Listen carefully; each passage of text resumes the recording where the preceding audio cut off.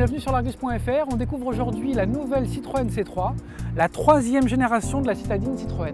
Avec son museau sur deux niveaux, la Citroën C3 s'intègre à la gamme. Ça évoque le Citroën C4 Picasso et aussi la C4 Cactus et ça donne beaucoup de cohérence à la gamme Citroën.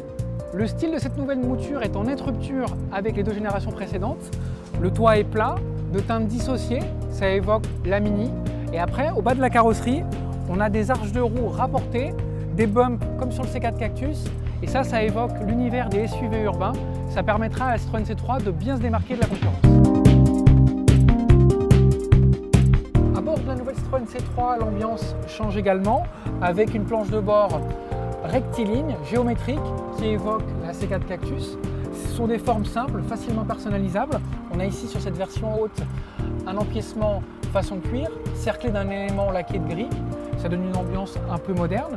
Là, on a en point d'orgue pour la technologie un écran tactile de 7 pouces de diagonale avec une technologie connectée.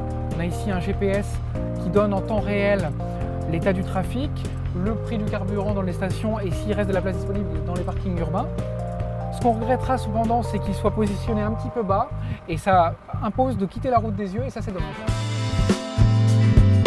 Au niveau des contreportes, la C3 s'inspire une nouvelle fois de la C4 Cactus. On a des grands bacs de rangement.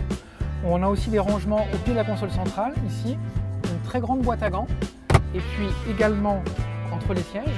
Donc cette C3, elle est pratique à vivre, elle est polyvalente, et en même temps, elle mise aussi beaucoup sur le confort, puisqu'on a des sièges avec une mousse plutôt souple, un accoudoir uniquement pour le conducteur, mais la réputation de confort Citroën n'est pas usurpée.